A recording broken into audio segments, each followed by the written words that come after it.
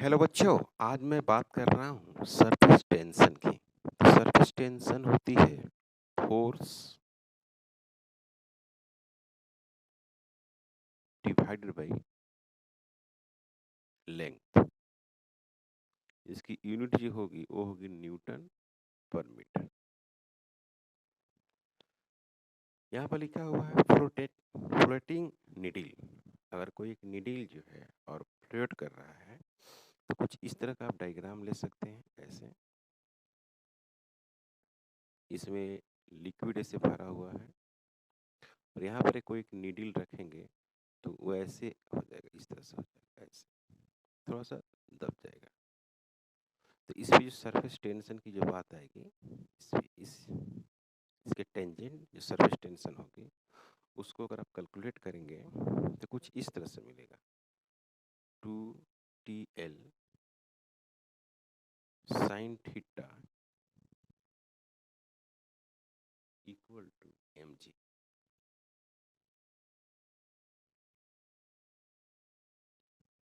इसका मास m है तो mg मिलेगा। और इम्पोर्टेंट है ये, यहाँ पर सरफेस टेंशन है T4 सरफेस टेंशन लिखा हुआ,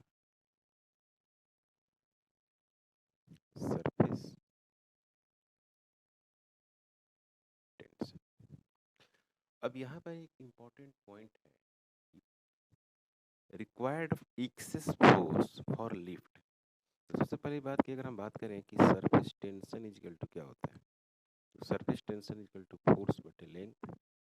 तो फोर्स इक्वल टू कितनी होगी, force is equal to surface tension into length. कोई कहे कि surface tension equal to force by length होती है तो कितना फोर्स रखना चाहिए, तो T इंटू एल।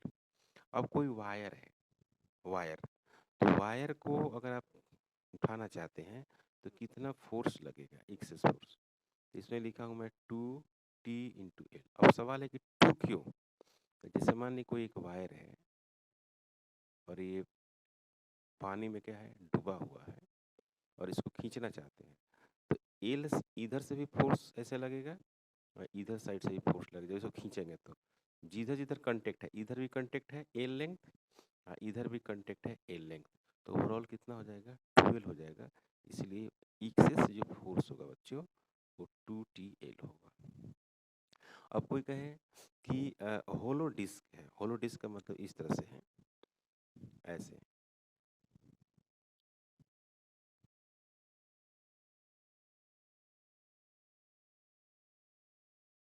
इस तरह से, ये पानी, ये डिस्क है तो इसमें दो रेडियस है, एक है R1 रेडियस है, एक क्या है आउटर R2 रेडियस है। तो इधर जो लेंथ मिल रहा है वो कितना मिल रहा है, 2πr2। अंदर में जो लेंथ मिल रहा है वो मिल रहा है 2π और R1। तो इसमें क्या होगा, जो फोर्स होगा, इसका अगर फोर्स लिखें, इसका फोर्स का वैल्यू, तो 2πr1 plus 2πr2 into T. तो लिखेंगे क्या, 2π into T R1 plus R2। समझ में आ रहा है, समझ में आया बच्चों, ये समझ में आ गया आपको कि अगर होलो डिस्क है तो उसको खींचने के लिए कितना फोर्स लगेगा। तो अंदर में एक हो गया क्या, 2πr1 लेंथ, बाहर में हो गया तो दोनों साइड से फोर्स लगेगा। ठीक है, उसी तरह से अगर रिंग है तो रिंग में तो कोई प्रॉब्लम नहीं है, क्योंकि रिंग में जो लेंथ होगा, जैसे रिंग है तो रिंग में हो गया क्या, 2π, ठीक है, आर, ये हो गया लंबाई, इंटू टी। लेकिन कितने होंगे, दो, दो होगा ना, जैसे कोई रिंग है, ये रिंग है तो अंदर से भी लग रहा है और बाहर से भी लग रहा है ना। पानी में अगर हम रखे हैं तो अंदर से भी उसका लंबाई कंसीडर करेंगे और बाहर से भी करेंगे, इसीलिए ये 2 हो गया। अब कोई कहे कि सर्कुलर डिस्क है तो डिस्क में सिर्फ एक साइड से लगेगा तो कितना हो जाएगा, 2πr इंटू टी, हो गया फोर्स। मेरे बच्चों, जैसे कोई डिस्क है तो ये तो पानी से भरा हुआ रहेगा, सॉरी पानी से नहीं, मटेरियल है इसका पास ऐसे, तो इसका रेडियस कितना मिल रहा है, एक ही ना मिल रहा है, सरफेस इसका एक ही मिल रहा है, देखो ना, इसका जो लेंथ होगा वही सिर्फ होगा। उसी तरह से स्क्वायर फ्रेम है तो स्क्वायर फ्रेम में कितने होते हैं ये पहले देखिए। स्क्वायर फ्रेम में अगर आप बात करेंगे तो 4 लेंथ होंगे, 4 होंगे। साइड अगर ए है तो क्या लिखेंगे, 4 इंटू ए लिख देंगे, 4 इंटू ए इंटू टी। और दोनों साइड से देखेंगे तो कितना हो जाएगा, इतना फोर्स हो जाएगा। उसी तरह से अगर कोई कहे कि स्क्वायर प्लेट होगा तो 4 साइड है, तो 4 साइड है तो बस हो गया 4 ए इंटू टी। क्लियर, ये फोर्स लिख रहा हूं मैं। ओके, इसमें वर्क को हम लोग बोलते हैं सरफेस एनर्जी। वर्क को ही हम लोग बोलते हैं सरफेस एनर्जी। तो ये होता है surface tension into change in area, A final minus A initial. कहने का मतलब है कि T into delta A, surface energy is equal to surface tension into area. अगर हम बात करें लिक्विड ड्रॉप का, तो लिक्विड ड्रॉप का जो वर्क डन होगा वो हो जाएगा 4 पाई r²। ये हो गया आपको surface area into surface tension. अगर सोप बबल की बात करें तो क्या लिखेंगे, 4 पाई r² इंटू टी इंटू क्या लिख देंगे, 2। 2 क्यों किया मैंने, इसलिए किया कि बबल में 2 सरफेस एरिया होगा, एक अंदर होगा एक बाहर होगा, तो इसीलिए 2 से मल्टीप्लाई कर दिया। तो यहाँ पर हो गया आपको 8 पाई r² इंटू टी। क्लियर। अब यहाँ पर देखिए, splitting of bigger drop into smaller drops. अगर एक बड़ा सा ड्रॉप जिसका रेडियस r है, अगर वो छोटे छोटे n ड्रॉप्स में टूट जाता है तो पहले रेडियस क्या होगा, n की पावर 1/3, n की पावर 1/3 इंटू स्मॉल r। ये हो गया आपको रेडियस।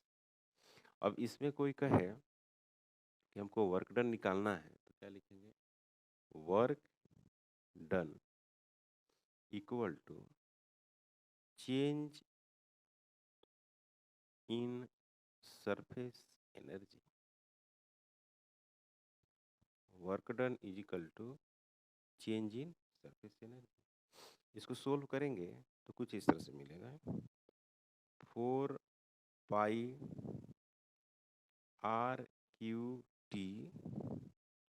1/r minus 1/R। इसको याद रखेंगे, या इसी को 4 पाई r² इंटू टी, और यहाँ पर लिखेंगे n के पावर 1/3 माइनस 1। ऐसे भी लिख सकते हैं। अब बारी आती है एक्सेस प्रेशर।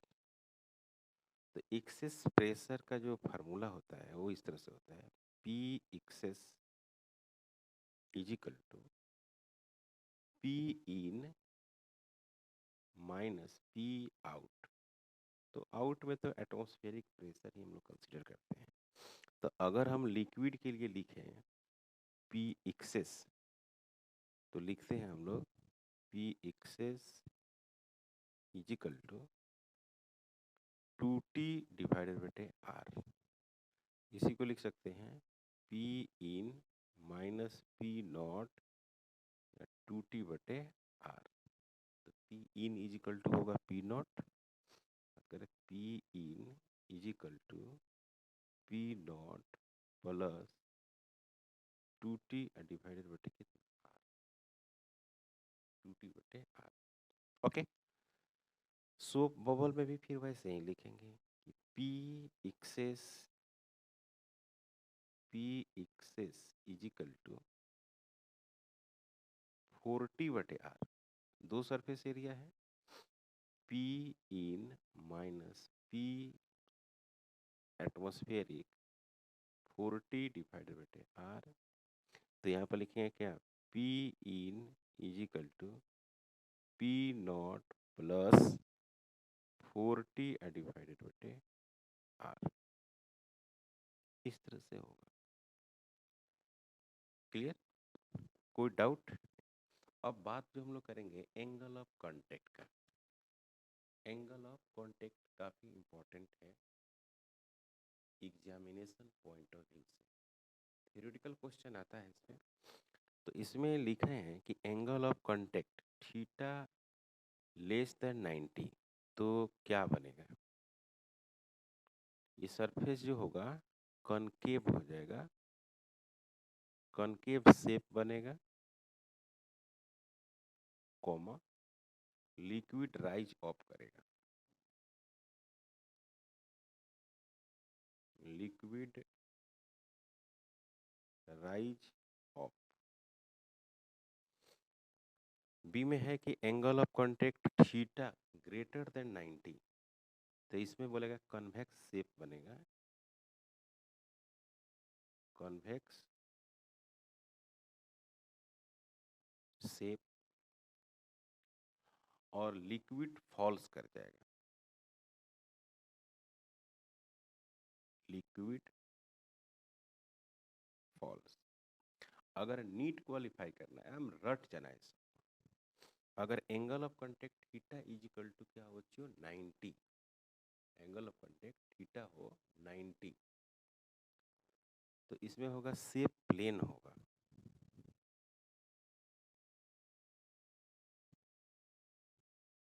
जो शेप होगा वो क्या होगा, प्लेन होगा।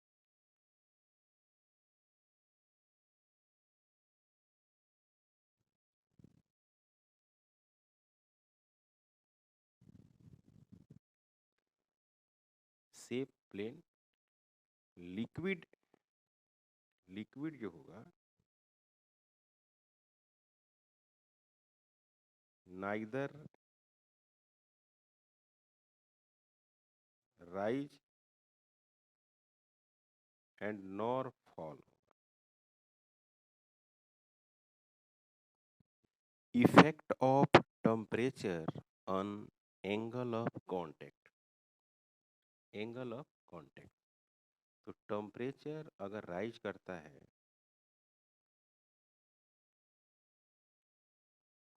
बढ़ता है, तो surface tension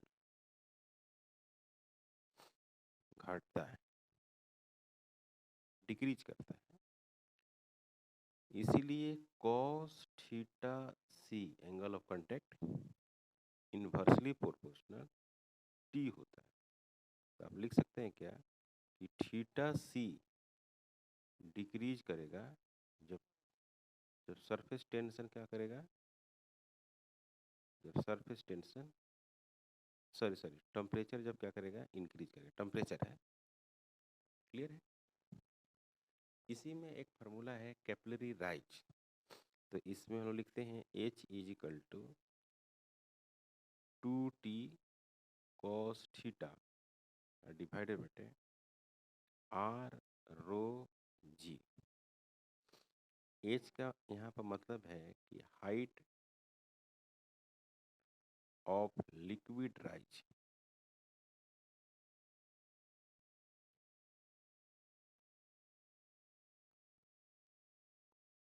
height of liquid rise, इसको हम लोग बोलते हैं। ओके, R है radius of tube, radius of tube, T है surface tension,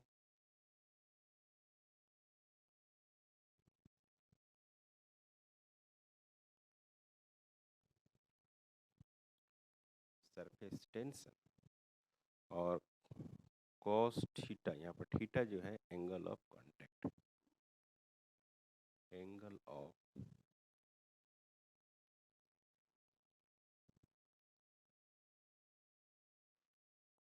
angle of contact.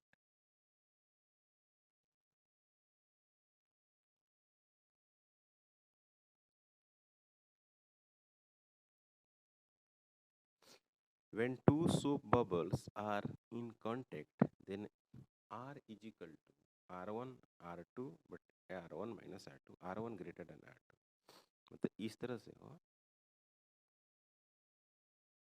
Common tangent बनाया होगा। ये हो गया R1, ई हो गया R2। एक कॉमन टेंजेंट टाइप का इस तरह से जो बनता है वो R है, जो मैंने ये कैलकुलेट किया। दो सोप बबल अक्सर मिक्स करके इस तरह से कॉम्बाइन बनाते हैं।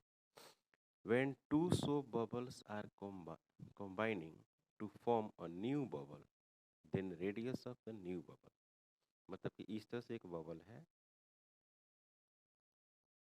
R1 और दूसरा है एक R2, और दोनों कंबाइंड करके एक बड़ा सा बबल बना दिया इस तरह से। तो ये बड़ा सा जो बबल है उसकी रेडियस क्या हो, उसकी रेडियस होगी R is equal to under root R1 का स्क्वायर प्लस R2 का स्क्वायर। इस तरह से आप लिख सकते हैं। अब इसमें है विस्कोसिटी। तो विस्कोसिटी में न्यूटन्स लॉ ऑफ विस्कोसिटी हम लोग लिखते हैं। तो F equal to eta A delta v x divided बटे delta y. Delta v x divided बटे डेल्टा वाई, इसको लिखते हैं हम लोग velocity gradient. Velocity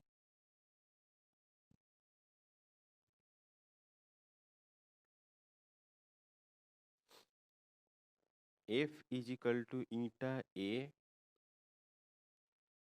F equal to eta A और delta v x upon delta y. Eta को हम लोग कोफिशिएंट ऑफ विस्कोसिटी बोलते हैं। ओके, इसका जो यूनिट है ईटा, इसको हम लोग ईटा बोलते हैं। इसका जो यूनिट होगा इसका वो हो गया न्यूटन सेकेंड डिवाइडेड बटे मीटर का स्क्वायर। इसी को हम लोग बोलते हैं डेका पुआइज। डेका पुआइज भी इसको हम लोग बोलते हैं। तो वन डेका पुआइज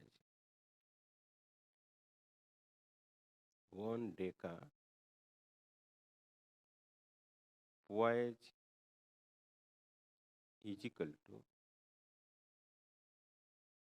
10 पुआइज होता है। 10 पुआइज इस तरह से लिखते हैं हम लोग। Okay, temperature and viscosity. Simple सी बात है कि अगर टेम्परेचर आप बढ़ाते हैं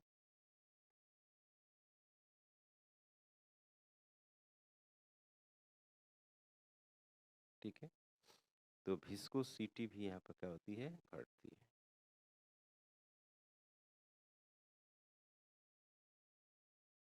ये ईटा का वैल्यू घटता है, यानी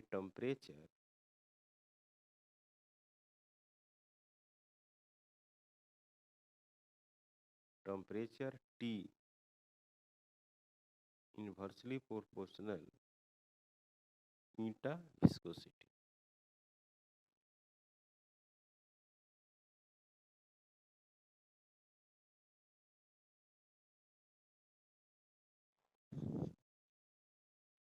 ऑन प्रेशर ऑफ फ्लूइड, अगर फ्लूइड का हम लोग प्रेशर चेंज करते हैं तो विस्कोसिटी पे क्या असर पड़ेगा।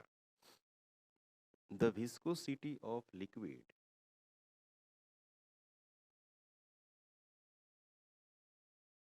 The viscosity of liquid increase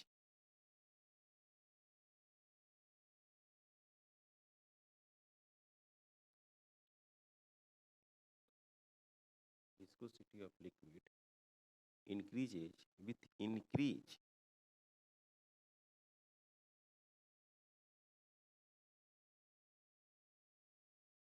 of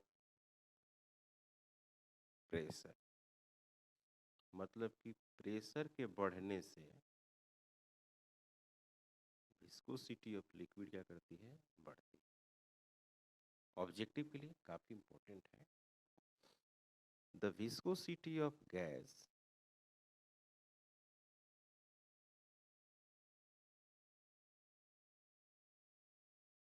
of gas is practically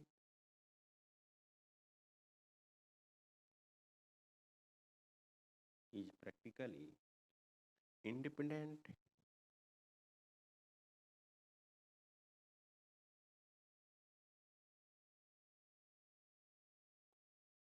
of pressure. Pressure का प्रेशर के इंडिपेंडेंट होता है। क्लियर है बच्चों, यहाँ तक कोई डाउट? अब एक इक्वेशन आता है, क्यू इसका हम सिंबल देते हैं, डीवी अपन dt, मतलब कि rate of volume flow. Volume flow rate है या rate of volume flow.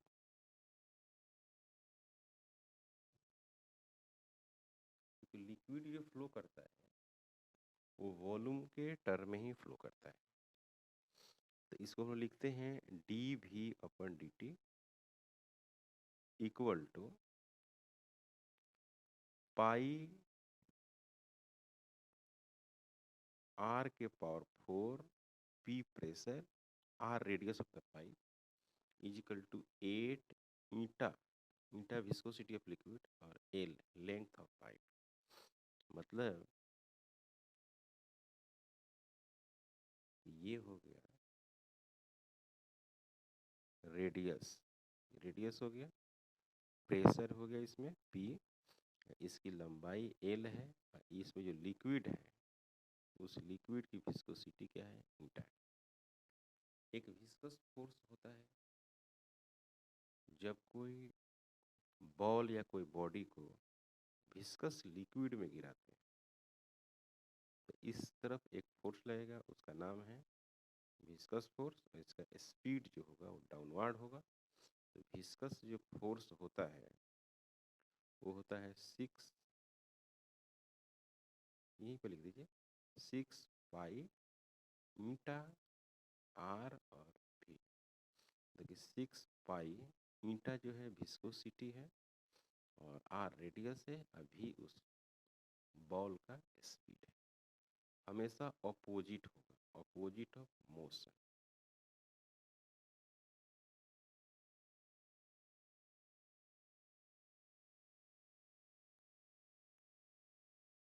Motion के ऑपोजिट में लगेगा हमेशा,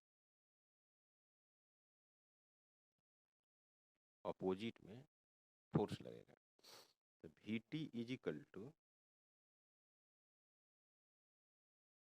we T equal to 2r का स्क्वायर, 2r का square, rho minus sigma into G, rho minus sigma into G divided बटे 9 ईटा। इस तरह से देखा जाए तो जो टर्मिनल वेलोसिटी है वो directly proportional square of radius inversely proportional eta है। विस्कोसिटी जितना ही ज़्यादा होगा टर्मिनल वेलोसिटी उतना ही कम होगा। यहाँ पर एक रेनॉल्ड्स नंबर की बात आती है, एन एक नंबर है, और ये नंबर जो होगा रो डेंसिटी है, वी स्पीड है, और D diameter of the pipe है, ईटा जो है वो विस्कोसिटी है। ये रिलेशन है एक नंबर से। अगर ये नंबर लेस देन 1000 आता है, तो जो पाइप में लिक्विड का फ्लो हो रहा है उस फ्लो का जो नेचर होगा वो होगा लेमिनार नेचर, मतलब कि लेमिनार फ्लो होगा। अगर n का वैल्यू ग्रेटर देन है 2000, तो जो फ्लो होगा वो होगा टर्बुलेंट, टर्बुलेंट फ्लो।